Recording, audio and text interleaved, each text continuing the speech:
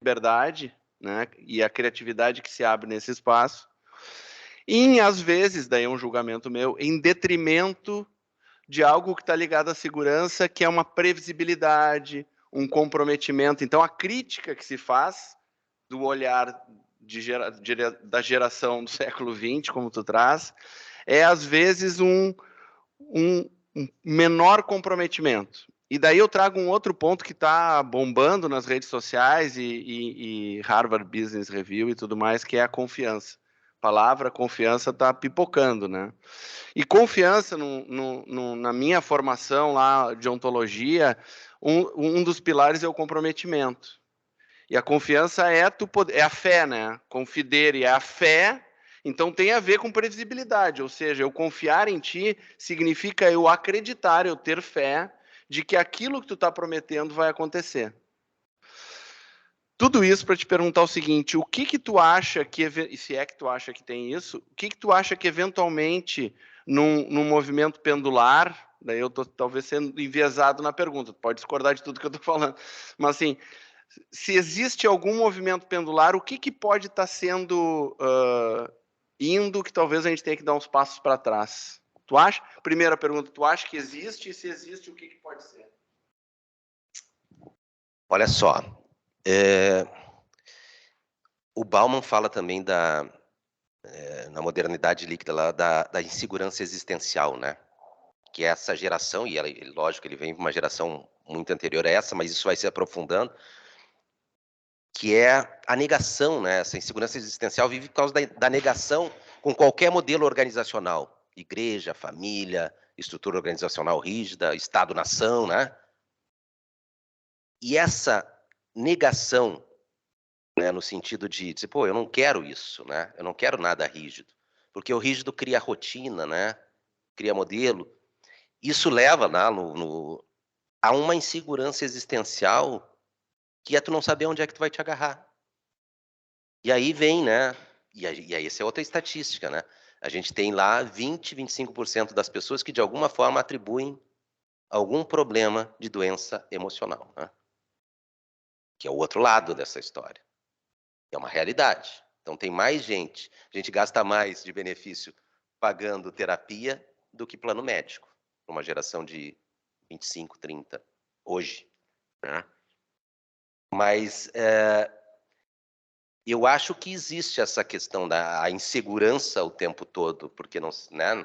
Porque nega os modelos mais rígidos, fica sem norte, não tem, era muito fácil, né? Família, escola, igreja, pô, era quentinho, confortável. Mas quando tu nega tudo isso, tu te agarra no quê, né? Então aí vem os problemas. Então, pô, eu acho a teoria perfeita e se enquadra nessa. Agora, eu não sei qual é a solução para isso, qual é o caminho, né?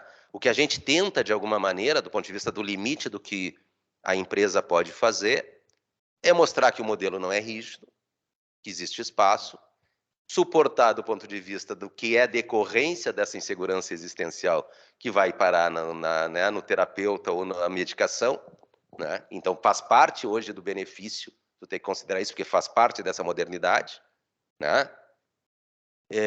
Como faz parte da modernidade o chat GPT, então não pode negar, tu tem que, né, traz para dentro, ver o que é, como é que funciona,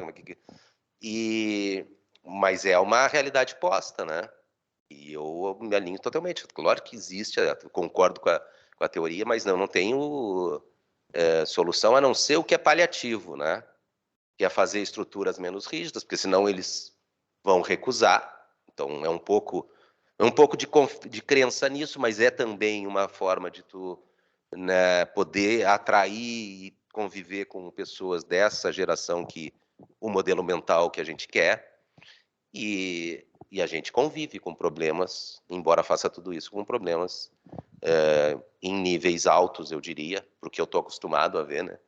De doenças emocionais e medicações várias, né? Mas é muito, muito real isso que está trazendo e muito importante. Dizer, falando para todos aqui como sugestão, inclusive para a academia, que a gente falando de liderança, esse é um ponto chave, porque a liderança tem o papel de navegar na incerteza e não no papel de dar a resposta, que é o que a gente aprendeu, ainda mais o mundo masculino, porque a gente está falando do ânimos aqui, não é nem de ser homem ou mulher, mas eu conheci muitas executivas que eram mais, desculpa, talvez seja inadequado o que eu vou dizer, mas mais macho do que eu, porque este era o ambiente que era permitido na sociedade. Então, assim, tem mulher, né? Mas não é só sobre mulher, é sobre o ânima, é sobre o lado feminino que o homem também tem, mas está travado. E para mim tem este ponto daí, que é como que a liderança pode ser um pouco estruturante na falta das referências, né? Eu acho um ponto super interessante para ser tratado como que a liderança pode ocupar esse papel não de dar a resposta ou de virar uma igreja, mas de estruturar.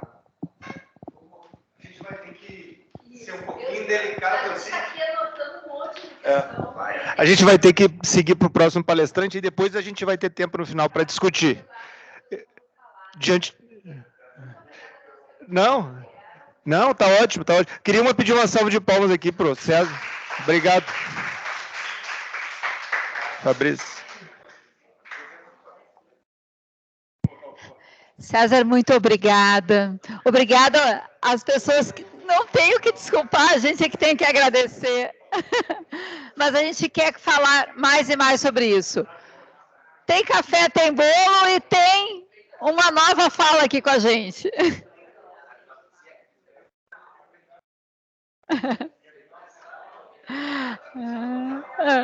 Olha só, o Fabrício, né, veio aqui junto com o César para trazer esse tema para discussão, porque a gente tem um desafio aqui que ainda é maior, e eu acho que o César faz uma boa e importante provocação, César, que eu quero retomar aqui, se tu me permite, quando tu diz assim, bom, na academia é isso, né, mas no mercado a realidade é diferente. Só que nós estamos num PPG voltado à construção de mestres e doutores profissionais. Aqui o desafio é duplo. Tem que ser feita uma dissertação, tem que ser feita uma tese, não é, Fabrício? Né? Mas, ao mesmo tempo, toda a vida profissional dessas pessoas, ela está conectada, ela segue demandando, né? E, bom, não é à toa que a gente traz agora para dar continuidade alguém que vai, sim, trazer algumas questões acadêmicas, porque está estudando isso agora, né, Fabrício? Mas faz isso desde uma trajetória de quem empreende, de quem investe, né? De quem construiu aí o feito de ter conseguido vender a sua empresa, né? E eu, sem me alongar, te agradeço de novo, um grande orgulho de ter aqui nosso mestre, nosso doutorando, a palavra é tua. Obrigado. Parabéns, César.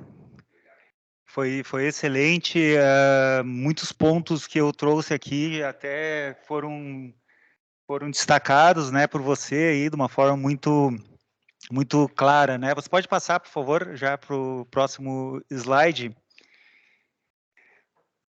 Bom, me apresentando um pouco assim da trajetória, só o que é importante, né?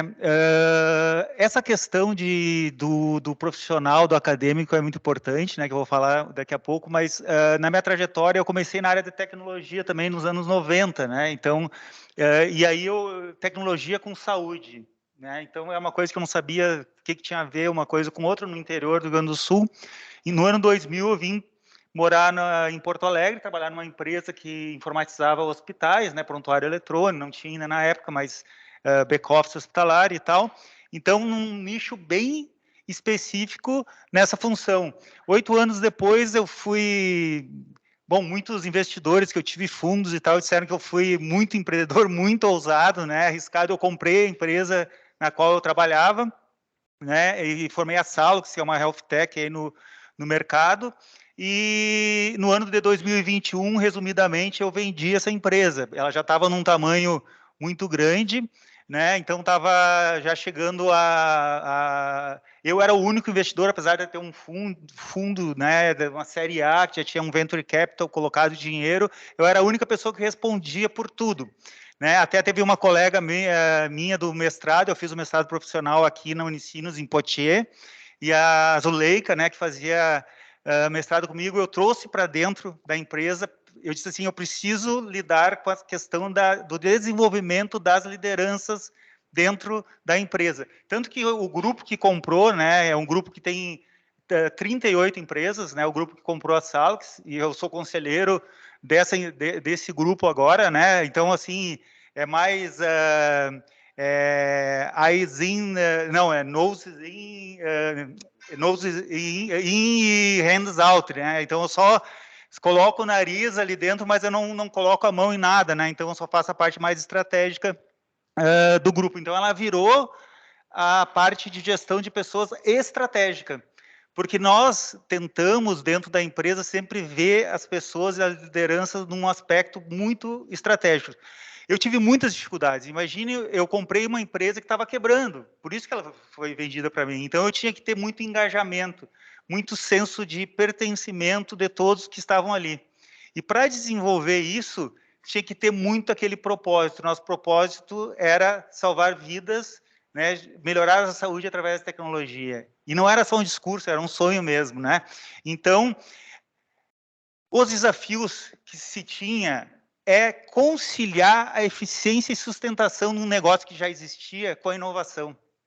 Então, sem recursos para inovação, e quando você tem uma equipe, dentro que eu vou falar dessa parte, que eu acho que vocês vão gostar, que é um termo muito usado atualmente, é conciliar a questão do dia a dia com a questão do novo, do longo prazo, como é que se desenvolve isso.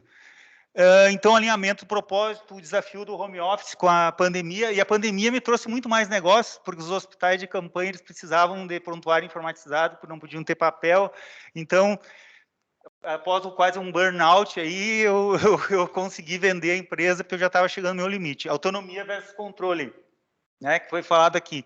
Sempre foi um ponto, porque eu tinha, dentro das dos meus colaboradores ali, 30% tinham mais de 10 anos na empresa. Então, tinha um lado até mais emocional, de família e tal. E quando você começa a controlar, quando entra um fundo e começa a pedir alguns KPIs, alguns controles e tal, como é que você lida com isso?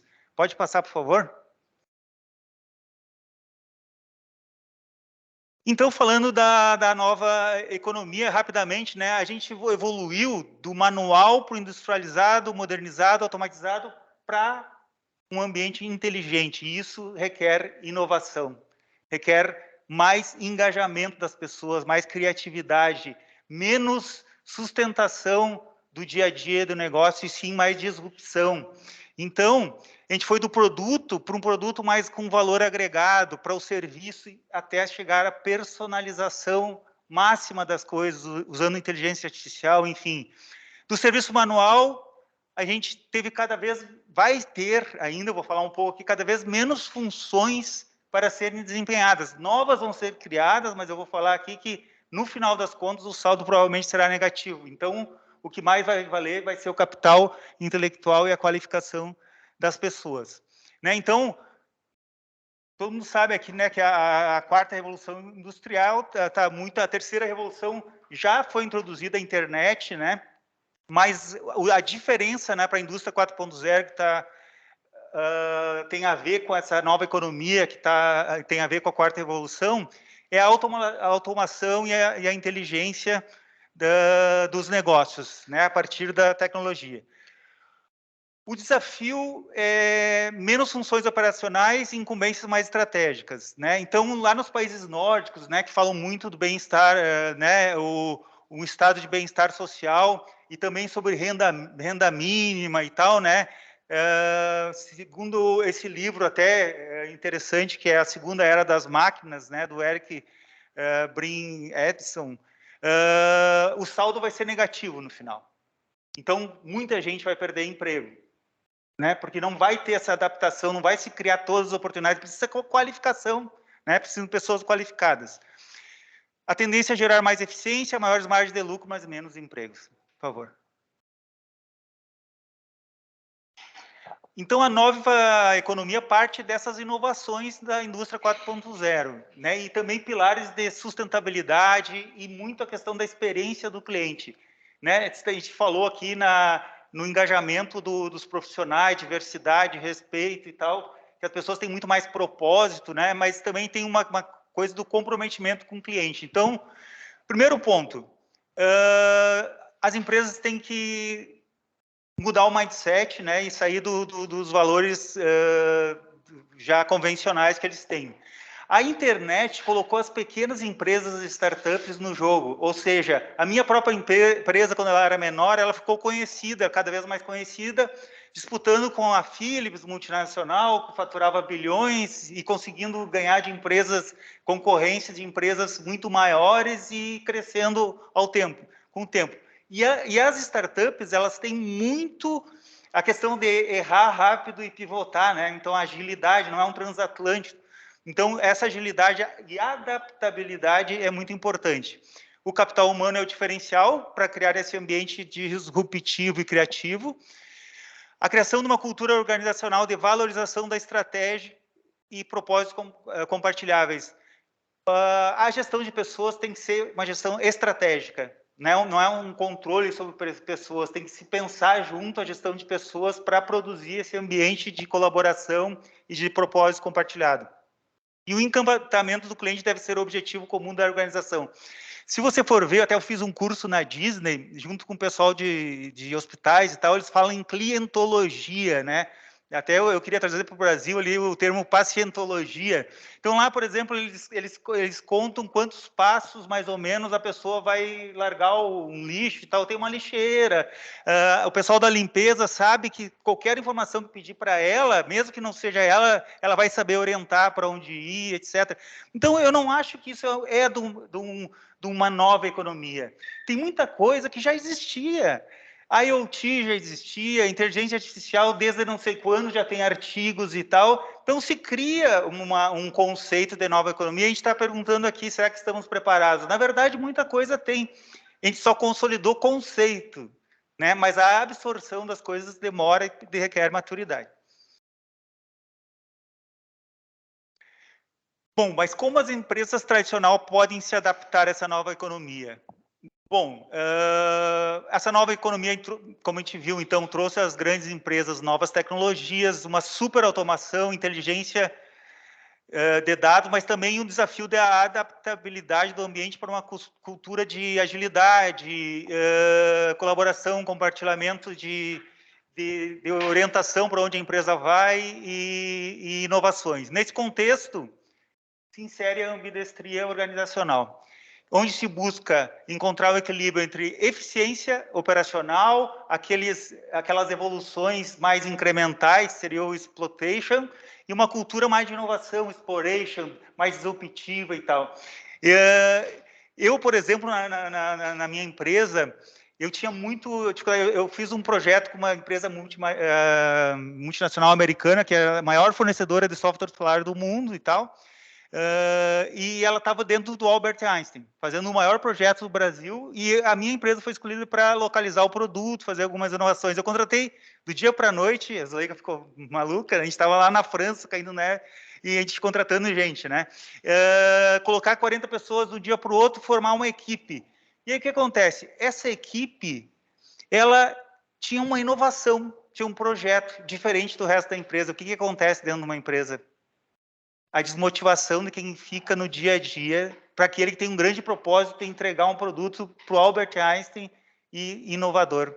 Então, isso é muito complicado dentro da organização, separar P&D e quem faz sustentação. Aí existem formas que eu vou mostrar para vocês de como lidar com isso, né? Pivotando a questão de estruturas ou fazendo rotatividade e tal.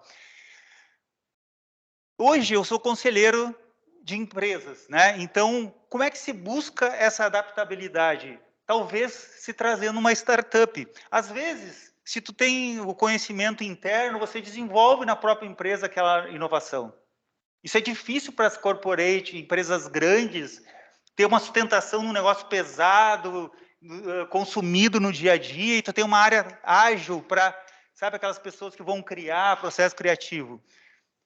Segunda opção seria fazer uma parceria com algo que já existe, não é tão inovador, mas o que mais acontece hoje em dia é corporate builder, inclusive, que é a própria corporação investe em startups. Só no grupo que eu vendi a empresa, né, em 1 ano e meio, 4 aquisições de novas startups para ter inovação dentro da empresa. Foram a opção deles e sugeridas por mim.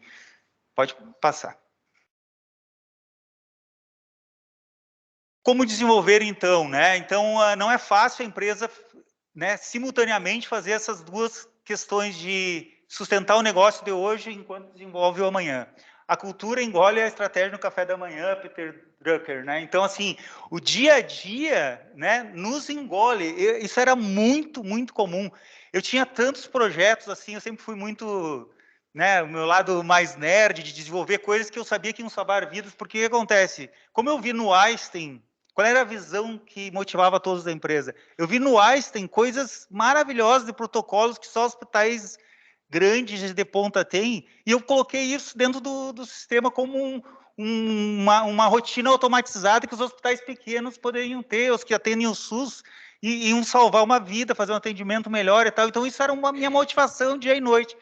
Então, as pessoas queriam se vincular a isso, não queriam ficar corrigindo bug ou lendo legislação para entregar conta. Como aplicar ambidestria? Ou através de uma forma estrutural, então divide a força de trabalho, foi aquele exemplo que eu dei da empresa americana, aí qual é o risco de desmotivar o resto e como formar uma outra empresa dentro de uma empresa.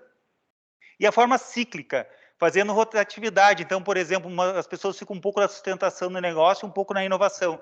Nesse caso, existe a barreira da super especialização, às vezes, que aquelas pessoas entendem daquele negócio e não tem como ficar rodando. Aí o RH tem que ter uma gestão de capacitação muito mais avançada. Então, comportamentos, né, fomentados nos indivíduos num ambiente ambidestro. Iniciativa, né, de ir além dos limites desses próprios empregos. Então, é bem diferente do tradicional. Né? A cooperação e combinação de esforços com os outros. Colaboração, sentindo-se confortável em usar mais de um chapéu. Na empresa, a partir desse curso que eu fiz na Disney, tinha em toda a empresa a frase, não é nossa culpa, mas é nosso problema. Isso é para o cliente, não interessa por que ele ligava, podia não ser nossa culpa, mas sempre é nosso problema. Então, sempre está disponível até para o colega do lado. Isso é uma questão de cultura.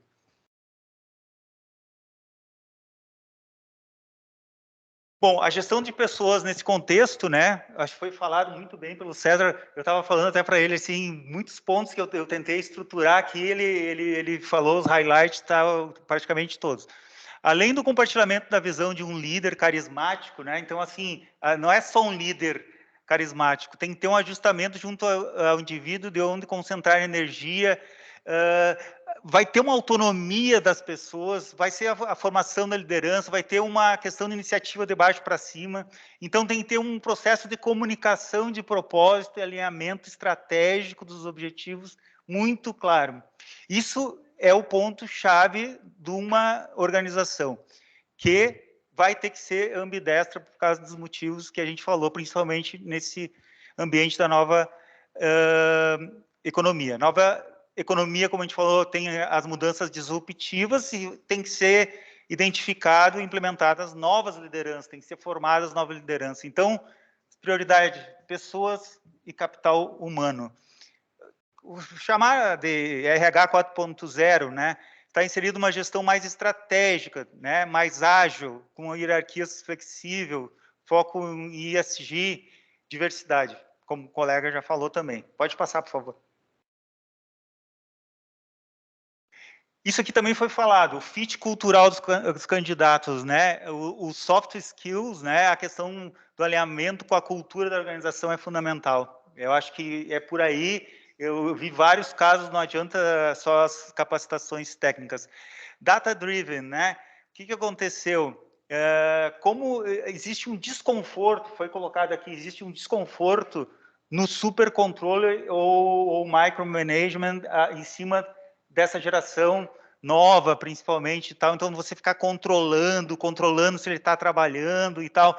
O data-driven, ele ajuda um pouco, porque tira do pessoal, torna uma coisa mais institucionalizada, sistematizada e direciona todo mundo para um objetivo que você está vendo lá nos dashboards. Eu sei que fica talvez menos humanizado e tal, mas as pessoas conseguem ver se elas estão indo ao encontro de entregar. Por exemplo, você preencher as atividades que você fez no dia, o que um funcionário vai achar?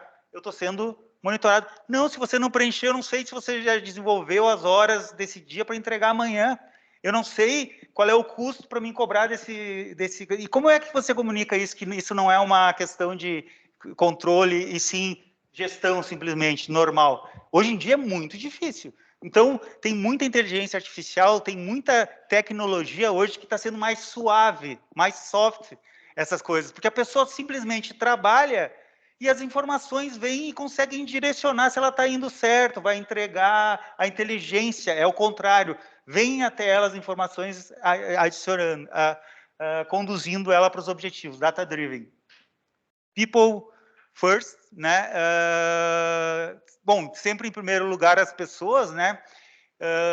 Desdobra as estratégias como dar autonomia para os colaboradores tomarem decisões e pensarem em soluções quando surge um problema. Eu lembro que no mestrado profissional eu fiz um trabalho e escrevi sobre, eu dei o nome de revoada, né, que era uma questão da cultura organizacional, quando eu comparei com um monte de pássaro, né, que saem todos juntos e sabem para onde ir, né, quando surge o perigo e tal. Então a cultura organizacional é mais ou menos isso, né? Então aquelas coisas mais tácitas, mais, né? Então assim, tem que se trabalhar muito isso, né? Porque você está empoderando, né? Vai ter o engajamento de cada um, né? Então tem que ter esse mindset. O poder da missão, né? Aquilo que eu falei da missão, de salvar vidas, orientar as dores dos clientes, ele fortalece muito. Eu nesses anos eu tive muitas crises, né? Então pessoas diziam que eu ia quebrar, que eu ia e tal, e eu sempre fui em frente, tive resiliência e ninguém acreditava, porque eu comprei uma empresa quebrada sem ter nunca administrado uma empresa, fiz fusão com mais 3 um ano depois, então fiz um monte de coisa. Então, o que acontece? Sem esse engajamento das pessoas sobre qual é o nosso propósito, eu não teria continuado. As pessoas não teriam ficado ali. Então, isso é uma coisa que realmente, hoje, a geração de hoje, ela quer muito isso. Pode passar, por favor. Novo ambiente de trabalho, home office, que foi falado aqui, né? Existe muita dificuldade do colaborador vivenciar a cultura da empresa. Então, a gente está falando em cultura da empresa como ponto-chave. Como com o home office a gente trabalha isso? Como é que a gente trabalha esse espírito de colaboração, todas essas coisas que a gente tem? E outra coisa, né? Existe hoje monitoramento de funcionários, programas que 60% das empresas dos Estados Unidos usam para monitorar se clica até a hora que loga no... Então, esse é um super gerenciamento de tudo, que é um data-driven, a pessoa nem sabe, você está sabendo tudo que ela fez, que é o bossware, né? Então, o chefe, né, monitorando tudo que faz e tal, isso é uma coisa um pouco incômoda, né, para as gerações. Teve até um caso polêmico de ligarem a câmera, filmarem a pessoa, escutarem o áudio sem permissão, e aí tem questão da LGPD, Lei Geral de Proteção de Dados, normas trabalhistas em relação a isso. A geração Z, né, ela se desmotiva muito, né, com cobrança, microgerenciamento. Agora, por outro lado, é preciso garantir que o trabalho seja executado, sejam mensurados custos e sejam garantidas as entregas. Vocês podem ver as crises das startups. Quantas startups estão demitindo? Né? A minha empresa está contratando 120 pessoas agora, graças a Deus está indo, porque as health techs estão em... Mas é um caso de exceção. As grandes empresas, corporações, estão demitindo milhares de pessoas, porque elas são inchadas demais. Elas têm aquele espírito muito de liberdade, tem um headcount super inchado, como fosse tudo inovação, processo criativo, e não tem controle, não tem resultado. Então, tem que ter um pouquinho desses dois mundos, senão não sobrevive. Não é o motivo da quebra do banco, aquele de venture capital para startup, que é outro motivo ali nos Estados Unidos, mas isso aí também vai desenrolar muita coisa. Por favor, pode passar. Já estou terminando, pessoal. Se eu estiver muito atrasado, falta pouco, acho, 2 slides. O futuro das profissões, né? Uma super especialização, por exemplo, no Netflix não tem um cargo, né? Por exemplo, pode ser assim, aquele que cria catálogos inteligentes ao invés de cataloguista. Então, aquela pessoa que faz determinada coisa bem, etc, etc, etc. Então, é uma mudança. O uso do ChatGPT, né? Quem já usou aqui? Oh, mas olha só, hein? Ah, muito bom. O impacto dessas novas tecnologias para fazer trabalho, né? Para fazer trabalho, né, pessoal? Eu não mostrei para o meu filho. Eu não mostrei para o meu filho, senão vai, ó, que nem na pandemia, que ele ficava no home office só fazendo trabalho com os colegas, né? Ou seja, os colegas fazendo para ele, né? Depois, quando veio o normal, né, ficou difícil. Dá para fazer, né? Eu vou mostrar aqui. O impacto dessas novas tecnologias sobre as profissões é fato, né? Algumas profissões vão ser substituídas, outras vão ser criadas, mas algumas profissões, tipo atendimento ao cliente, contabilidade, finanças, serviços jurídicos, marketing, publicidade. No entanto, é importante notar que a inteligência artificial não substituirá completamente as profissões. Isso é algo que ainda precisa ser muito discutido. Pode passar, por favor? Texto gerado pelo ChatGPT. Então, eu perguntei aqui, só botei aqui, gestão de pessoas da nova economia. Isso eu fiz depois de fazer as apresentações, tá? Eu não fiz isso, daí eu fiz a apresentação. Não, juro que foi o que eu fiz hoje de manhã, a última coisa. Não foi isso que norteou a apresentação. Então, aqui, ele fala as tecnologias, ele fez um texto praticamente perfeito, novas tecnologias, avanços nas empresas, se adapta à mudança de mercado, ágeis, inovadores, flexíveis, abordagem colaborativa, inclusiva, equipes multidisciplinares que podem trabalhar juntos, solucionar problemas, flexível, adaptável, diversidade, inclusão, cultura organizacional forte, baseada em valores, equipe comprometida, ferramenta como plataforma de colaboração. Pode passar para o próximo, por favor? O texto 2, quando eu coloquei de novo, né, para processar de novo, tu pode mais uma vez, ele fala estratégicas práticas para gerenciar, liderar equipes no ambiente de negócios, mudanças rápidas e constantes, tecnologia, força de trabalho diversificada, multifacetada. Então, aqui ele só vai acrescentando mais, então você pode ir aprofundando. Então, você escrever alguma coisa, você fazer já é uma revolução, né? Então, assim, gestão de pessoas na nova economia, né? Então, acho que isso vai ser um impacto também, né? Essas tecnologias. Por favor, pode passar. Estamos preparados, existe, é aberto, óbvio, não tem resposta, né? Existe conceitualmente várias indicações de como lidar ou se adaptar a esse novo cenário, né? Todos os ciclos que acontecem ao longo da história, né? Sempre tem período de adaptação e resistência às novidades, né? Então, é natural.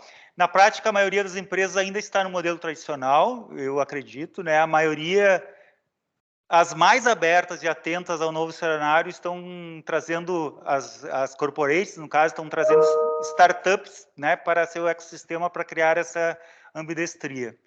Outras se reinventando. Então, eu acho que é mais ou menos isso. Era essa apresentação.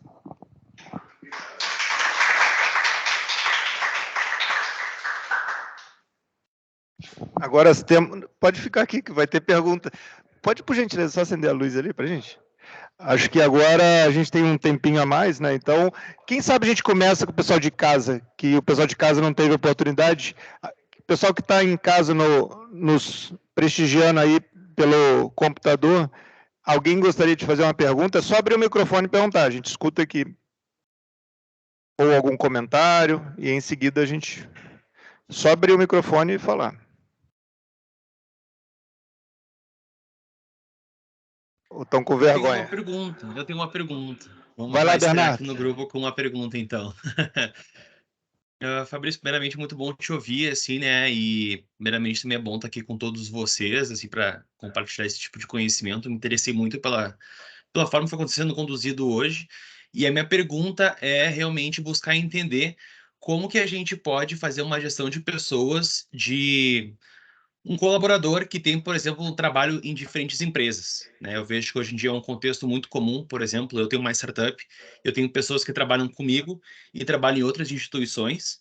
Então, como é que eu posso fazer essa gestão de uma certa flexibilidade onde a gente tem essas duas demandas, por exemplo? Esse contexto assim mais dinâmico entre as pessoas que estão fazendo freelance, estão fazendo esse tipo de trabalhos e acabam influenciando na rotina, na própria delegação de tarefas e também nessa questão da agenda, enfim, né? Vários fatores que acabam se atravessando assim por está envolvido com outras instituições. Como é que eu posso pensar, né, com esse grupo de pessoas, uma gestão que seja flexível, que traga essa questão da nova economia, mas também que a gente não se perca nessa questão da execução, assim, né? Porque, enfim, é um trabalho diverso. Ok, excelente pergunta, é um desafio, né? Oi? De milhões, perguntas de milhões. Não, o que que acontece, né? Eu vou responder mais como empresário, né? E que enfrentou esse desafio, né? De ter trabalho remoto. Então, nos últimos anos ali, tinha pessoas muito mais fora do estado aqui, remoto e tal, né? E alguns desafios são apresentados, né? Mas se eu pudesse sugerir, né? Então, o que acontece? Quando você tem uma contratação de terceiro, o ideal é que você tenha um fechamento de um projeto para ter foco, né? Porque é impossível você colocar um profissional e por experiência própria, né? Quando um profissional tem muitas coisas ao mesmo tempo para fazer, projetos paralelos, existe dificuldade. Imagina um profissional dentro de uma empresa, normalmente, ele tem que executar um projeto por vez. Então, imagina ele executando vários projetos para várias empresas com objetivos diferentes, né? Então, apesar que na empresa, às vezes, a gente atropela. Eu confesso que eu já atropelei muito. Então, assim, sabe, a gente tem aquela urgência, a gente passa, mas a pessoa já está fazendo outra coisa. Atrapalha ela, né? Atrapalha a pessoa, né? Então o ideal é ter um foco e fazer uma contratação de projeto mais fechado, né? E que a pessoa esteja focada só nele.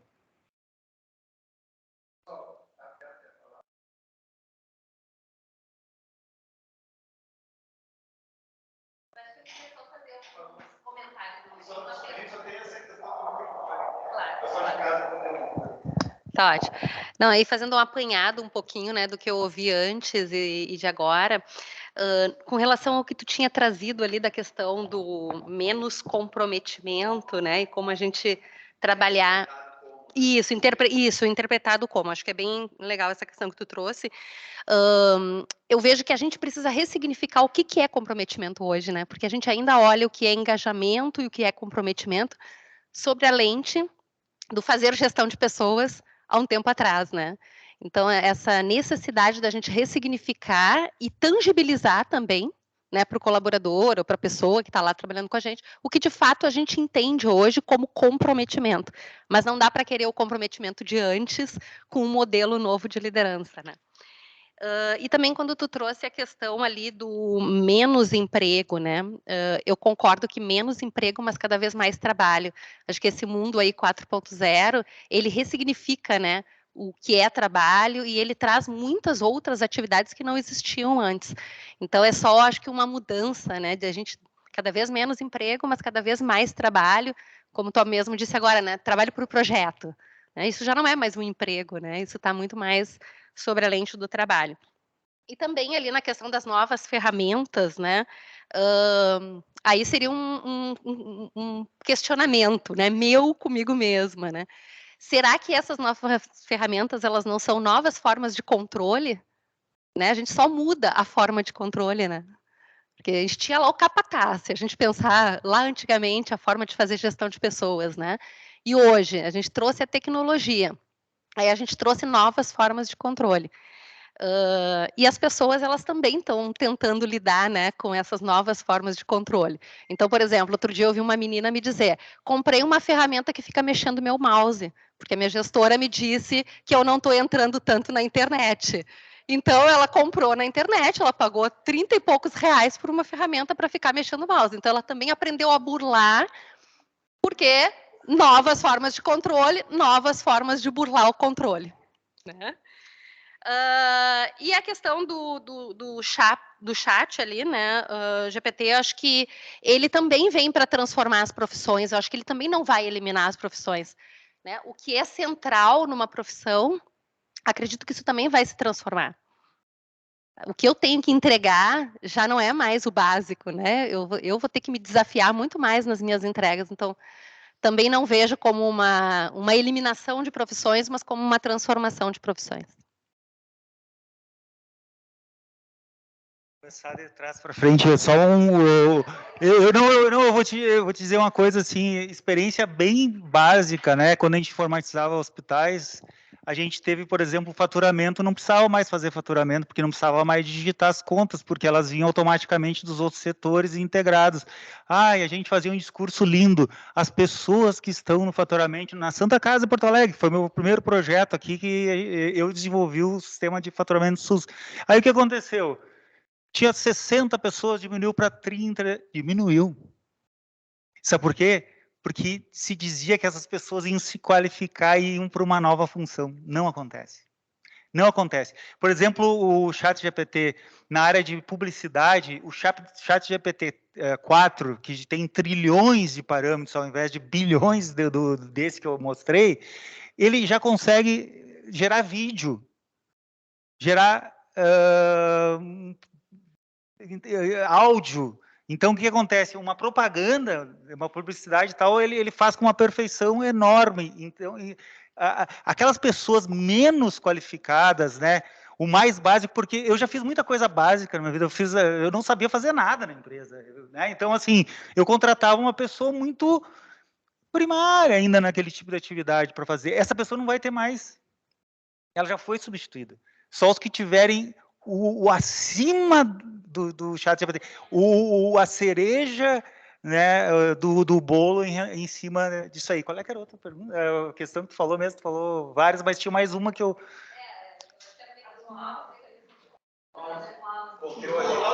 Não, isso aí é fantástico, né? Mas aí a tua questão era sobre que antes tinha o capataz, né? E agora tem... Não, eu acho que não. Eu acho que é uma evolução da humanidade, né? Porque antes se dava chicotada, antes se fazia algo, né, muito feio para se fazer as pessoas trabalharem. A questão de dados, como a gente espera que as pessoas se conectem por uma qualificação maior da força de trabalho, as pessoas vão perceber o que está acontecendo através do data-driven. Elas vão se conectar pelo propósito, pela informação. Então, acho que isso conecta de uma forma mais soft, mais leve, que as pessoas se convençam que tem que fazer aquilo. O que acontece? Eu sempre falei que um programador que quisesse ficar o dia inteiro parado lá, ele vai ficar. Uma vez, para você ter ideia, eu estava tão, assim, desiludido, porque meu investidor ele queria demitir X pessoas, porque já estava queimando o investimento, e eu dizia não, defendia, porque precisava muito, é complexo o sistema e tal.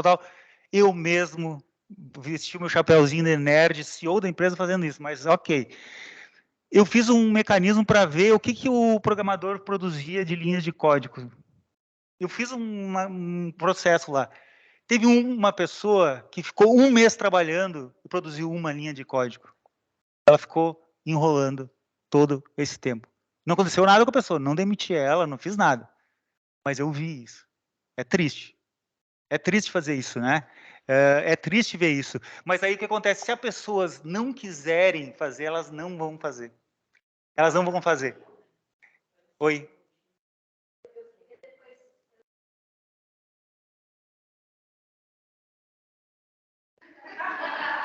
Não, só para terminar, mas o que acontece? O dado, por exemplo, ele até tem uma questão do constrangimento, às vezes, né, de que fica aquele gap da pessoa, de que ela não entregou e tal. Então, tu vai trabalhando a parte mais mental da pessoa de mudar, né? Mas é difícil.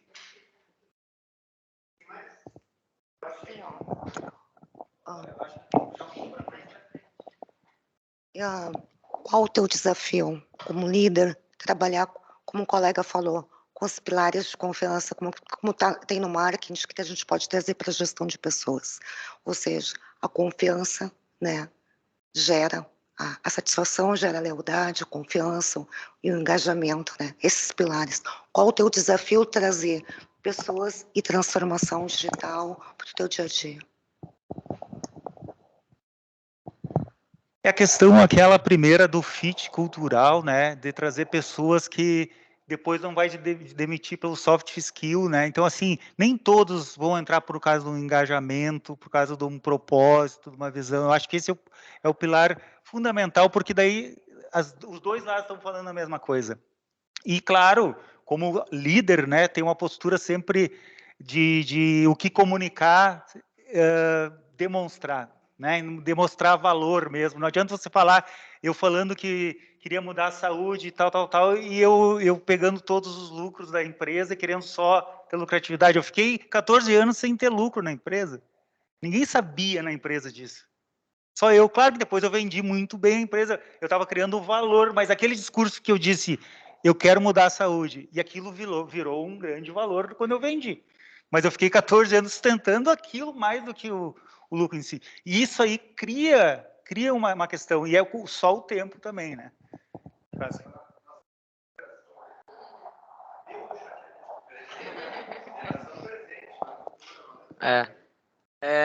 Bom, acho que uma coisa que tu comentou que eu fiquei pensando assim sobre isso é que eu fiquei até meio em dúvida sobre essa questão de ter menos empregos, assim, que as pessoas não vai ter emprego suficiente para as pessoas, porque eu acho que nas revoluções industriais passadas, enfim, quando começou a ter automações dentro das fábricas, acho que esse foi um pensamento muito presente, assim, de que realmente o humano não vai mais ter como trabalhar, não vai ter trabalho para a gente, vai ser tudo robô, vamos todo mundo perder o emprego, e não se mostrou verdade, assim, porque criou-se muito mais empregos do que foram perdidos, enfim.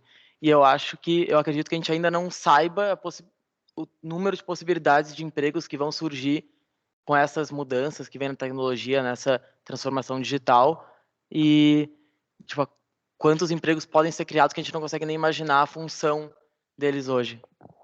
Te entendo. Olha só, a gente sabe há tempo que programação, por exemplo, era uma coisa que ia demandar novos empregos depois de uma era. Quanto falta de mão de obra de programador hoje? Um monte. Por que acontece? Esses impactam numa camada já mais qualificada, e essa camada mais ou menos qualificada de contadores, etc., vão ficar fora do mercado. Uma agência de publicidade pequena, sem muita qualificação, aquele que vai fazer o a mais, né? Então, por exemplo, quando surgiu a programação, nem todos buscaram novos entrantes, novas pessoas que vão subir de patamar, sair do manual. Eu acho que é esse o ponto. Eu não tenho a resposta certa. Eu falei que é o embasamento daquele livro, do Eric, né? Então, assim, o que acontece? Não tenho certeza também. Né? Eu acho que é muito apropriada a tua ponderação. Mas eu acho que tem essa dificuldade aí de saber se as pessoas vão ascender aos novos cargos que vão ter de forma suficiente, inclusive. São cargos mais inteligentes, né? Mas requer mais... Com certeza. Mas eu acho também que uma questão, eu acho que as hard skills, enfim, elas são cada vez menos relevantes, assim, até programadores, que é o emprego que mais está em falta hoje, todo mundo tem demanda de programador, só que, por exemplo, tu comentou da nova atualização do ChatGPT, e eu vi que, assim, tu pode pedir para ele te dar a programação em Python, de um site com tal característica, ele te dá a programação. Então, eu acho que, assim, as hard skills, com o tempo, tu só vai mandar e isso tudo vai ser respondido. Então, acho que é muito essencial para a gente, como futuros gestores, enfim, o pessoal do Gil aqui, focar bastante nesse lado humano das soft skills e desenvolver, porque é o que mais vai importar no futuro, com certeza. Hoje a habilidade, ela já é um diferencial, né? Porque o técnico tu adquire, né? Boa noite. Não, agora tô falando das profissões, até já aqui na universidade, em outro momento, a gente até comentou, né, tem pesquisas que apontam profissões, mais de 30 profissões que vão estar presentes em 2030, né, e aí tem profissões tipo enfermeiro de amnésia. Por quê? Porque as pessoas, hoje todos nós vivemos com celular, tu olha para o lado, cada um está com o celular, tu vai no restaurante, as famílias sentam para jantar e está cada um no seu celular, né, eu digo porque acontece comigo também, às vezes tu chega e diz assim, vamos largar o celular para nós conversarmos, né? Cada um. Isso, exato. E aí surge profissões tipo essa que me chamam muita atenção, porque cada vez mais, e como tem as escolas de memória, né? Cada vez mais a gente vai ter dificuldade de se lembrar. Tu não lembra números específicos? Tu sabe um número, daqui a pouco teu pai, da tua mãe, do teu filho, olha lá. os outros telefones tu não vai decorar, tu entendeu? Porque tudo tá ali, tudo a senha, a tua vida tá ali, né? Então tem essas profissões loucas, né? Como tem profissões de calibrador de robôs, coisas inteligentes que vão vir, né? Que vão predominar, né? Então, é bem forte. Uma outra coisa que eu queria falar da fala de vocês aí, que me chama muita atenção, nessa coisa da gestão do gestor, né? Que nem tu dissesse, as grandes organizações, elas estão desligando pessoas, né? Estão desligando no momento. Por quê? Porque estão inchadas. E, ao mesmo tempo, elas buscam, né, se aprimorar para lidar com esse mercado novo, né? E buscam tecnologias que trazem melhores práticas já determinadas, vamos dizer assim, para elas se suprirem dessa gestão. Então, eu vejo que esse líder que está na lancha, hoje em dia, que ele caiu isso no colo dele, que ele tem que estar na lancha, o que é difícil para ele? Exatamente entender o que ele precisa enxergar e o que é importante enxergar, porque às vezes nem a própria empresa sabe, porque dentro do contexto dela grande, assim como ela ganha muito pelo produto dela, ela perde muito, né? Com o retrabalho, né? Então, eu penso assim, olhando que isso que eu acho meio... Porque, por exemplo, a gente está falando de inovação, estamos falando de ambientes abertos para todo mundo dar ideias, mas a gente está, na volta da gente, estão vendo questões, né? Tu vê, eu trabalho muito com implantação de tecnologia e o SAP é o maior sistema de RP do mundo, né? 73% das empresas mundiais, né? O PIB rola em SAP, e o que tu tá dentro dessas grandes organizações direcionando o tempo todo a melhor prática adotada naquele meio, né? Então, assim, nem abre muito para inovação, tipo, não pense muito e venha para este contexto, porque daqui vai estar a inteligência artificial, vai estar tudo armado, tu vai andar por esse caminho, né? É isso, então eu também acho que o diferencial está na pessoa, realmente, nessas habilidades. Senta aqui na roda e vamos deixar o microfone. Tá, daí o pessoal vai passando, né? Tá. Eu ia fazer senão... Acho que é pena lá. Isso. Eu acho que aí agora, já estamos na cartaz aqui, né? Bem, boa tarde, né, a todos. Eu pensando aqui, né, assistindo ou escutando todas essas colocações, a minha área jurídica, né, a minha atuação profissional é na Justiça do Trabalho, e eu estou desenvolvendo, digamos, um trabalho voltado à saúde mental no trabalho, num PPG de psicologia. Então, eu articulo todos esses conteúdos. Aí eu penso em relação à questão das startups, na questão da indústria 4.0, num direito super importante que está voltando a toda, que é o direito à desconexão. Por quê? A necessidade da desconexão desses meios tecnológicos em prol da própria saúde mental e reverberando também em danos existenciais, porque os trabalhadores e as trabalhadoras acabam buscando esta reparação da saúde na Justiça do Trabalho, que se encontra completamente abarrotada de pedidos de indenização por danos morais e existenciais em função dessas condições de trabalho e em função desse abuso do poder diretivo do empregador por meio dessas data drivers, né, de estar sempre conectado.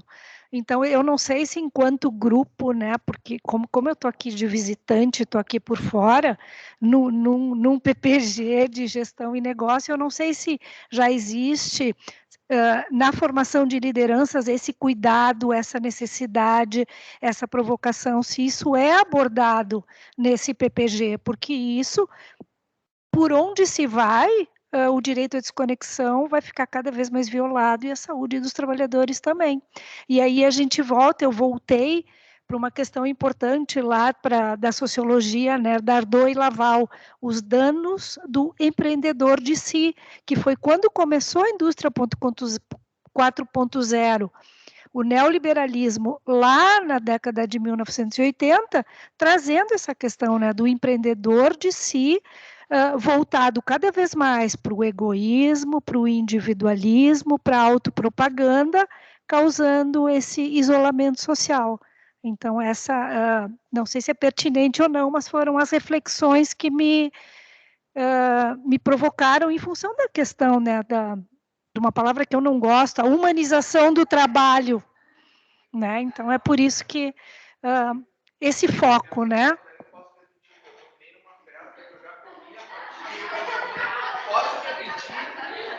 Eu levo ali para ele. Ah, tá. Para ver como a gente precisa conversar, No próximo a gente vai pedir o aparelho que precisa do microfone. Mas eu achei que ia ter. a necessidade de trocar ideia. Recentemente eu tive uma experiência também, uma empresa bem grande, e existe uma dualidade entre os trabalhadores, porque lá eu vivenciei uma série de coisas manuais que os trabalhadores faziam, trabalhos repetitivos, sempre fazendo retrabalho, mas é aquela. E aí eles estavam querendo, a empresa queria implantar um sistema novo, em que ia digitalizar tudo e que ia ser muito mais fácil. E os trabalhadores começaram a pensar, tá, mas e o nosso trabalho? Como é que vai ficar? Mas aí, por outro lado, também há essa preocupação, mas também tem a preocupação do, ai meu Deus do céu, eu não aguento mais fazer retrabalho, eu não aguento mais mexer em coisa manual. Então, o ser humano sempre vai viver essa dualidade. O que vai acontecer com o meu trabalho? E eu não aguento mais fazer isso. Tá chegando a Patrícia, vai chegando lá. Eu queria agradecer a problematização, fazia um tempinho que eu não estava nesse circuito, e queria acrescentar, Adriana, né, ao que a Adriana colocou, porque uma das coisas que eu venho estudando também, junto com a liderança autêntica, é a questão do trabalho digno, que é um dos pontos, um dos pilares da sustentabilidade do novo milênio. E para mim bate uma questão assim, ó, para um grupo de profissionais, a autonomia, a liberdade, a conexão, a criatividade, a inovação já está dado ou está aberto. E para uma grande parcela, esse trabalho digno vai ficar relegado, e a gente não se debruça enquanto academia, enquanto mercado, para fazer essa ponte de diálogo, e isso me preocupa como cidadã, como professora, como pesquisadora, que sociedade 4.0 nós estamos construindo no momento onde a gente aumenta as disparidades já existentes, que sempre existiram e que nunca vão deixar de existir. Exatamente, a gente tem a 0.0 rodando, enquanto a gente tem a 4.0 sendo discutida. Não que ela não tenha que ser discutida, mas eu acho que a ponte precisa ser trabalhada. E aí entra um ponto que a gente tem falado da liderança, que o líder acaba ficando nas lanchas e não mais no transatlântico. E eu estudo muito a questão da liderança autêntica, numa perspectiva de desenvolvimento da estrutura saudável do ser humano, na estrutura psicológica saudável, né? Porque produzimos doença, mas também somos capazes de produzir processos de saúde enquanto estrutura psíquica. E aí vem uma reflexão, esse direito a se desconectar, o direito ao trabalho digno, aonde a gente vai criar pilares para que essa renovação que está acontecendo no ambiente de trabalho, e é bom e importante, ela vai se pautar em elementos e em valores humanos. Então, eu acho que é uma reflexão que, claro, não vai fechar aqui, e eu acho que a gente não tem que ter a pretensão de concluir, mas eu acho que a gente tem que refletir nesse sentido. Agora eu vou passar para a palavra para a Patrícia aqui. Né? Não, mas o bom é que quando chega aqui está dito, né? E a gente estava aqui o tempo todo conversando, mas não chegamos a trocar essa ideia, que era justamente o ponto que eu ia retomar desde a fala, e aí eu tenho que fazer um parênteses. Eu fico muito feliz de verdade quando eu tenho que, neste grupo, perguntar qual é teu nome, que eu ainda não tinha te visto aqui. João Batista. É. Ah, é verdade, João, agora eu tô lembrando. Tá, então assim, tu dá desconto para minha senilidade, porque ela é fato. Mas eu não tinha a referência da tua imagem. Que bacana, que bom. Então, temos notícias depois da pesquisa de coaching também. Não, mas eu quero... A questão do trabalho digno estava, né, no meu imaginário desde que o João Batista falou, e eu quero retomar. Né? Quando se problematiza a questão da confiança nas relações de trabalho, a gente não pode esperar isso de um indivíduo que teve o seu desenvolvimento pessoal e profissional sem dignidade e sem desenvolvimento de bases para confiança. Então, eu acho que esse é o discurso que a gente pode melhorar, né? Seja do ponto de vista da gestão, seja do ponto de vista das relações de trabalho. Porque a gente está exigindo algo muito mais valioso hoje do que dominar a tecnologia. A gente está precisando de pessoas que tenham uma construção pessoal que possibilitem entregar confiança. E não vai ser o líder que vai chegar e vai baixar por decreto agora, ok, você vai confiar. E aí, de novo, na fala do João, né, que era aquela que eu estava segurando desde o iniciozinho, quando ele fala a questão das mulheres, que algumas mulheres reproduzem o modelo masculino. Então, vamos lembrar que eu não elimino o machismo colocando mais mulheres no lugar, né? Eu transformo esse olhar sobre o machismo quando eu tenho a sutileza de entender que o que precisa não é necessariamente de ter mais mulheres, mas sim de ter uma cultura, de ter um modelo mental, de ter um jeito de ser e de proceder que incorpore características ditas femininas, sem que isso vire uma grande, né, segmentação. E eu vou trazer isso aqui, estou aqui com o Freitas, meu colega de grupo, eu durante muitos anos, hoje a Janine está comigo, mas durante muitos anos eu fui a única professora mulher no PPGN, né? E eu nunca me senti desrespeitada dentro dessa questão das relações com o feminino, né? Concretamente falando, um grupo de homens muito gentis, né? Porém, o que eu sinto falta, e aí, né, Janine, eu acho que a presença física ela vem a reforçar isso, mas não é de ter mais colegas mulheres. O que eu sinto falta é de que os meus colegas homens validem um pensamento ou um jeito de olhar que é feminino. E que, vou trazer só um exemplo que é recorrente, assim, né, na minha vivência, e que, por exemplo, quando a gente está olhando para um lugar que não é o mais comum, né, eu não escute aquela frase, posso falar, né, Freitas? Então, sendo pragmático, o que eu tenho que fazer, né? Porque isso... Porque isso fala do quanto que a gente precisa trabalhar, né, um olhar um pouco mais ampliado sobre essas questões.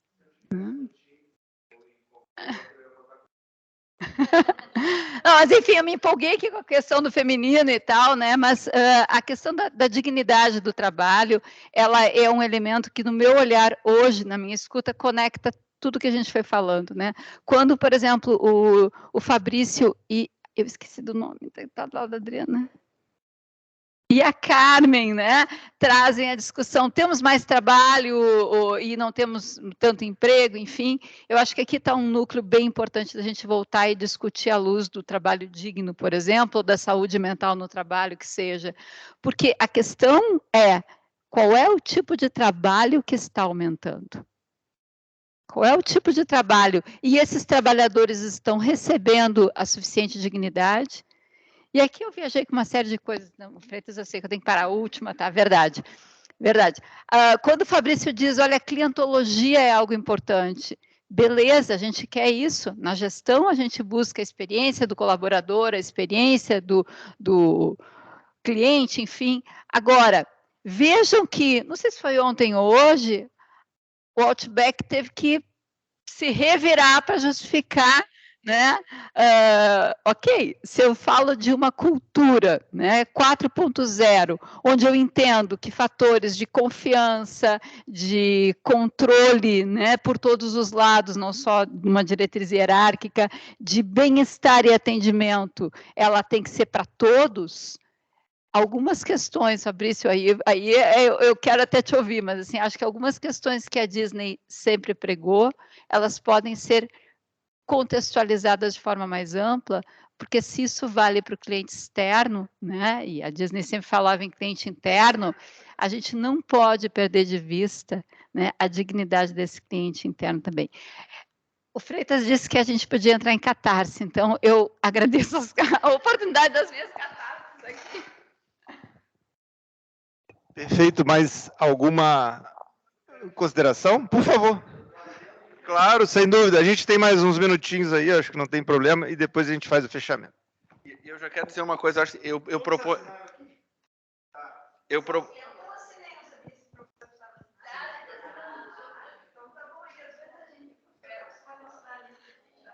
Eu tenho uma proposta para solucionar o problema de eu querer falar muito. E é uma proposta bem pretensiosa, que vocês me convidem um dia para eu contar a minha história. Eu não vendi nenhuma empresa, infelizmente, não tenho startup, mas quando tu fala algumas coisas, me conecta muito. Eu fui um homem que não... e todas as consequências psicológicas disso, e não estou aqui me vitimizando, porque depois vocês vão entender, eu agradeço por tudo que me aconteceu, hoje eu consigo enxergar isso, mas eu me achava menos homem, porque o meu avô dizia que homem não chora, e eu chorava por qualquer coisa, até hoje choro em propaganda. Eu tenho efetivamente uma alma feminina muito desenvolvida. Isso me ajudou muito na empatia, na escuta, na profissão que eu escolhi hoje, em muitas coisas, mas também me atrapalhou exatamente pelas coisas que tu fala. Eu escutei muito essa frase sem ser mulher, que é, tá bem, mas agora vamos ser prático, né?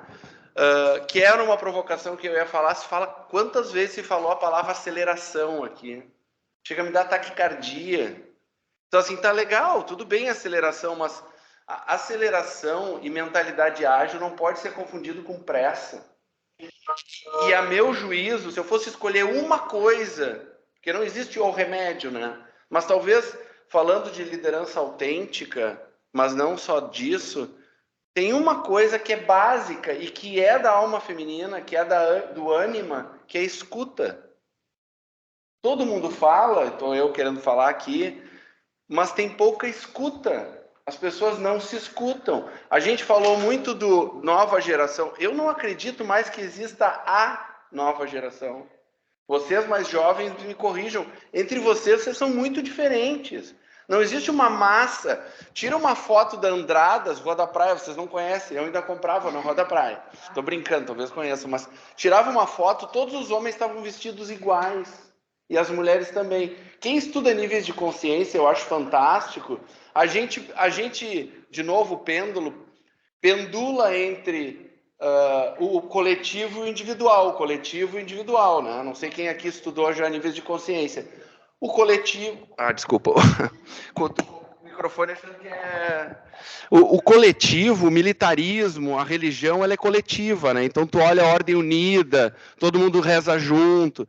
Então, essas coisas deram conta de um coletivo, mas a gente não consegue ter novas respostas no nível de consciência do que a gente está hoje. Então, os nossos problemas, eles só vão ser resolvidos, a meu juízo, com a gente ampliando o nosso nível de consciência, não é tendo resposta.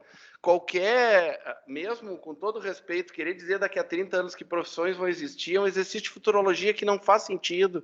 Eu trabalhei na Paim muitos anos, que é uma agência de comunicação, como diretor, e uma das coisas que a gente identificou na última década é que, assim, mais importante do que tentar identificar o futuro é ser ágil o suficiente para se adaptar a esse futuro. E aí faz sentido a adaptabilidade. Tem muita coisa para se falar nisso, mas falando sobre liderança, uma liderança que não consegue escutar, que não consegue identificar que as pessoas são diferentes. E eu vou mais longe na questão da confiança, que não é só sociológica, no plano individual. Tem família, eu atendo clientes, eu sou coach, né? Não me queiram mal por isso, porque agora coach virou um palavrão, mas eu atendo clientes que não aprenderam a confiar, porque escutavam dos seus pais. Eu brinco muito que sotaque é uma metáfora interessantíssima para falar do que é aprendido, né? A perspectiva do coach é a perspectiva filosófica de aprendizagem, não é a perspectiva clínica psicológica. O que eu aprendi? Alguém aqui teve aula de sotaque? Alguém aqui aprendeu, se lembra quando começou a falar com sotaque? Sotaque é algo que a gente aprende porque a gente observa e escuta. E assim como a gente aprende o tom de falar, a gente aprende, por exemplo, minha avó falava que a vida é dura para quem é mole. A gente aprende que não confia nas pessoas, porque elas vão te sacanear. Então, quando a gente está falando de construir confiança, eu tenho que entender que tu, por exemplo, não aprendeu a confiar e tu confia cegamente. E isso é construir liderança, né? Eu vou parar por aqui porque eu me empolgo, mas é assim, eu deixo aqui uma questão que é a grande... a grande diversidade, para mim, não estou fazendo aquele pormenorias e está tudo certo, é a diversidade que é a máxima diversidade, que ninguém aqui dentro dessa sala é igual a ninguém. Essa é a máxima diversidade, não é homens e mulheres, velhos, novos, aqui, todo mundo é único. Pessoal, a gente estava aqui comentando, né, que esse é o grupo, né? Esse é um grupo que não tem muito protocolo, que ele não é exatamente uma linha reta. A gente começa com a fala do César, a gente passa a palavra para o Fabrício, e isso nos inspira tudo isso que está aqui, né? Mas eu vou aproveitar que o Fabrício está aqui ainda, né? E além de agradecer, Fabrício, eu gostaria só de te passar a palavra para que tu compartilhe que reflexões tu está levando daqui de tudo isso que te perguntaram e te sacudiram, né? Muito obrigada por nos ajudar a trazer isso tudo para a roda. Bom, para concluir, eu acho que foi muito rico, sempre é uma troca, né? Eu sou um pouco, talvez, essa linha, porque assim, é muito difícil para quem enfrenta, tem um navio para conduzir, né? E com decisões que precisam ser muito rápidas, tudo é para ontem. Será que eu vou pagar a folha de pagamento esse mês e tal? Até ouvir as pessoas, eu deixava a minha porta aberta, mas será que eu ouvia ativamente? Então eu sempre tive essa dificuldade, mas eu aprendi com o tempo que a diversidade, no sentido de olhar diferente as coisas, até eu levei uma psicóloga para dentro da empresa, e eu deixava ela fazer as coisas do jeito de que eu sabia que ela ia fazer melhor, de lidar mais com as pessoas num sentido mais profundo e tal. As pessoas confiavam muito em mim, elas tinham muita certeza do que eu estava fazendo, confiança, mas por causa de atitudes, né? Mas a comunicação é uma coisa que a gente falha, talvez por esse nosso pragmatismo, né? Não por um lado de querer tirar o que as pessoas, mas às vezes é falta de tempo, é pressa, esse mundo correndo, esse mundo de necessidades, e quando se fala em métodos ágeis, né, e tal, é porque você às vezes precisa se mudar no mercado, senão você quebra. Então é um dilema, né? É um dilema muito grande. Mas eu gostei de ouvir de vocês. Eu acho que nada é muito definitivo, né? Nada é definitivo. Tem muita discussão, né? Quando eu trouxe aqui a questão de empregos e tal, é uma questão defendida. Eu acho que a futurologia tem que ser muito bem pensada. Eu também concordo com vocês. É difícil você dizer ao certo como é que vai ser. A história nos conta algumas coisas, assim, né, de que algumas coisas ficam para trás, outras coisas criam, né, mas a gente não sabe, porque o mundo está se transformando numa velocidade muito maior do que antes, e de uma forma muito diferente.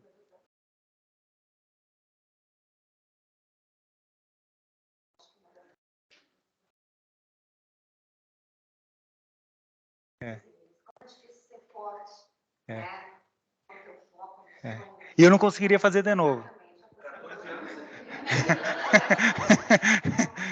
14 anos sem dar lucro, né? Porque não é 14 anos. Eu vou contar uma coisa bem pessoal, mas eu acho que reforça isso, mas quando eu estava quase quebrando, eu recebi 100 mil reais, e aí eu tinha que pagar a folha de pagamento, e faltava 2 mil reais ainda para pagar todos. Aí eu não paguei a luz da minha casa, sendo o dono da empresa. E aí naquele momento eu vi assim, o que era importante para mim, o que é maior é o propósito. E aí quando cortaram a luz da minha casa, eu peguei, arranquei aquele negócio, eu não sabia como é que era cortar uma luz, porque eu ia viajar para São Paulo. Aí no outro dia, claro, eu paguei a conta e tal, mas esse foi o auge do fundo do buraco que eu estive. E aí a partir dali eu consegui voltar, mas eu pensei assim, eu acho que o que move as pessoas é ter algo maior do que a gente mesmo, né? Então, esse egoísmo desse mundo empresarial é uma coisa que me ofende, né? Essas questões que estão acontecendo com Americanas, As pessoas tiram um monte de dinheiro. O modo custos é como unha, tem que cortar sempre, corta pessoas. Não é isso, né?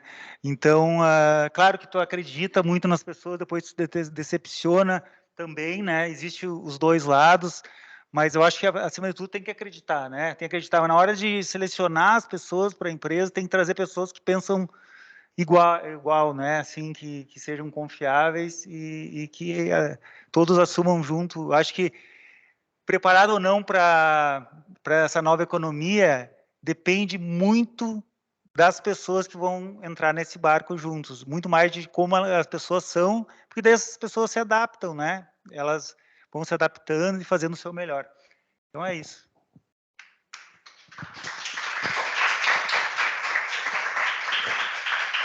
Bom, acho que, então, já encaminhando para o final, alguns avisos, né? Acho que é importante, quem ainda não segue a nossa página, é página que fala? Não, né? É? Nosso Instagram. Olha, estou aprendendo, hein? Então, gp. Tá vendo? Liderança, _ gestão de pessoas, sem tio, sem acento, sem nada. Entra no Instagram, e aí, brincadeira à parte, a gente vai dar acesso também no nosso grupo do Zap lá. Então, a gente tem um grupo do WhatsApp aberto. Quem já está no grupo, né? Tem também o nosso canal no YouTube. E participe ali do grupo, quem sentir a vontade de colocar um texto, compartilhar alguma ideia ali, a lógica é essa. Começamos bem, né, Patrícia? 2023, né? Teremos encontros ao longo do ano 100% remoto, né? Outros híbridos, e eu convido, se puderem colocar na agenda, no dia 14 de junho, é o grande evento do ano, vamos dizer assim, que é a noite que vai ser, a Patrícia pode complementar aqui, que a gente sempre faz, que são os desafios da liderança, né? Que envolve aí o PPGN, mas a gente gosta de compartilhar também com toda a comunidade, com todo o nosso grupo. Então, é o evento, vamos dizer assim, principal aí, porque a gente, vamos dizer assim, gostaria de contar com todos de forma presencial, se possível, se não, de forma remota. Eu vou passar a palavra aqui para a Patrícia encerrar. Vai ser tu. Eu só quero lembrar o seguinte, ó, que o Desafio da Liderança ele é clássico, né? Mas esse ano a gente recebeu, ontem, para ser mais específico, um convite que vai ser muito legal também, e é 28 de junho, então só aproveitando, Freitas, disso para gravar, 14 de junho, salvem 28 de junho, à noite, que é o dia onde se comemora a diversidade LGBTIQIA+, espero que não tenha esquecido de nada, né? E o nosso grupo de pesquisa vai puxar um evento, não só com a gestão e negócios, com a Escola de Gestão e Negócios, mas com outras estruturas aqui da universidade, para não deixar passar essa data, que também, né, precisa ser discutida à luz das relações de trabalho, da gestão de pessoas e liderança, né? Então é só isso. Então está encerrado. Obrigado, pessoal de casa. Show, valeu, gente. A gente